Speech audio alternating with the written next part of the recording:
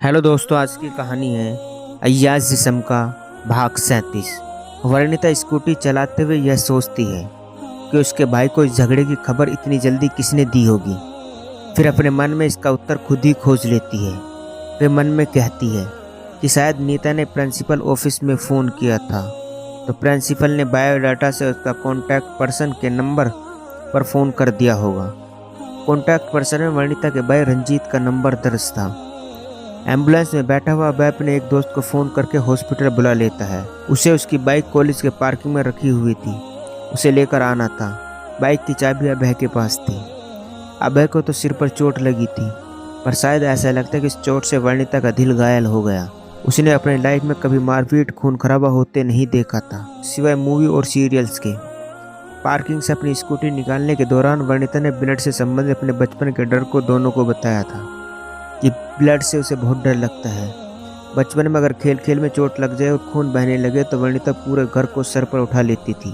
अभय के सिर से बहुत ब्लड को देखकर रोते रहने से नीलम और नीता भी समझ नहीं पा रही थी कि यह क्या है, वर्णिता का बचपन का सेंटिमेंट या अभय से प्यार होने का प्रमाण। हॉस्पिटल में अभय के इलाज के दौरान वर्णिता पूरे समय अभय के साथ ही रहती है।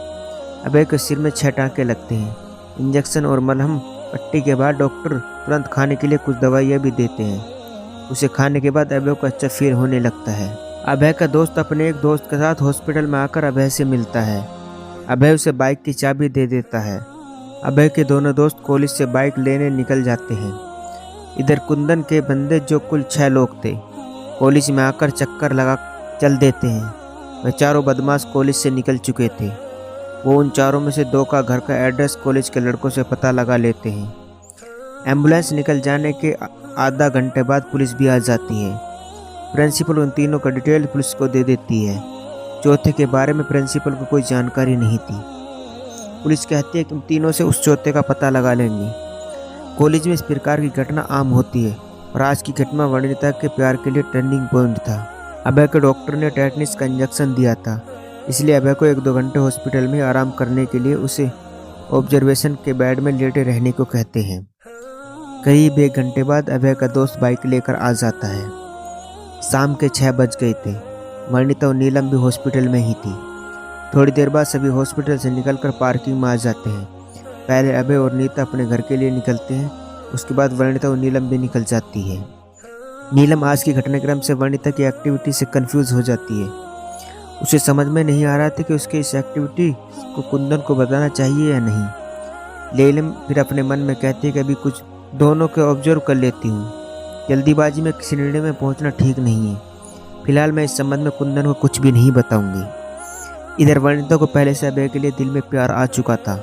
प्यार की घटना से उसके दिल की परीक्षा ले ली। वह जिस प्रकार से अभय के लिए उन लड़कों से भिड़ गई थी और अभय का बहता हुआ ब्लड देखकर रोने लगती है, वह उसका अभय के प्रति सिर्फ प्यार था, बचपन का सेंटिमेंट नहीं। वह स्कूटी चलाते अभय के बारे में सोचती जाती रहती है। वह सोच लेती कि अपने दिल की बात अभय को जल्दी ही बता देगी। उसे इस बात की खुशी थी कि अभय उसे बेइंतहा मोहब्बत करता है। फिर उसे अपने भाई रंजीत की याद आती है कि अगर उसे पता चला तो भैया अभय को वो दोषी मानेंगे और उसे उठवा लेंगे। यह सोचकर वर्णिता डर जाती है। थोड़ी देर बाद वर्णिता घर पहुंच जाती है। इस समय रंजीत घर पर ही था। वर्णिता भैया को हॉल में बैठा देखकर घबरा जाती है। रंजीत पूछता है, हो गया अभय का इलाज? वर्णिता कहती है, हाँ भैया हो गया। अभय को 6 टाँके सिर में लगे हैं। रंजीत, अरे इसका मतलब उसने हॉकी स्टिक से पूरी ताकत से मारा होगा। वर्णिता, हाँ भैया पूरी ताकत से। अभय को चक्कर आ गया था, आंखों के सामने अंधेरा छा गया था, बहुत खून बहा। मुझे अच्छा नहीं लग रहा था, मैं बहुत डर गई थी। रंजीत कहता है, उन बदमाशों ने तुम्हें कुछ किया तो नहीं? वर्णिता कहते, सिर्फ एक लड़के ने मेरी चोटी खींची थी, पर मैंने भी उसे उसी तरीके से उसके निचले भाग में लात मारी। साला वहीं पकड़ कर बैठ गया। रंजीत, खैर आज रात तक या कल तक वे चारों अपने कब्जे में रहेंगे। उन्हें फार्म हाउस में लाकर तबीयत से धुनाई करेंगे। ठीक है, अब तुम जाओ। वर्णिता सोबे से उठकर अपने कमरे में चली जाती है। रंजीत आज फ़ोन पर अभय के प्रति वर्णिता की सहानुभूति को देखकर उसके दिल को एक हल्का सा झटका लगा था। उसके बाद उसके मन में एक डर पैदा हो गया कि कहीं वर्णिता की यह सहानुभूति प्यार में न बदल जाए।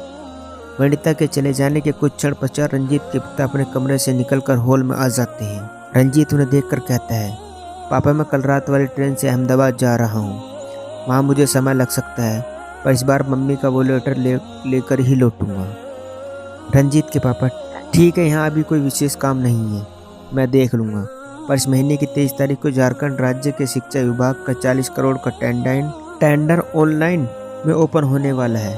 तब तक तो तुम आ ही जाओगे। पिछली बार 27 करोड़ का टेंडर हमें ही मिला था, इस बार का भी हमें ही मिलना चाहिए। रंजीत कहता है, झारखंड का टेंडर मिलने में कोई प्रॉब्लम नहीं होगी, मिल जाएगा। रंजीत के पापा, हिमाचल प्रदेश का 50 करोड़ का टेंडर जो अपने हाथ से निकल गया, उसके पीछे का खेल कुछ पता चला? क्या होगा आगे? जानने के लिए कहानी का अगला भाग जरूर देखें। दोस्तों, ये था अय्याज जिस्म का भाग 37। दोस्तों, कहानी अच्छी लगी हो तो चैनल को सब्सक्राइब करना ना भूलें।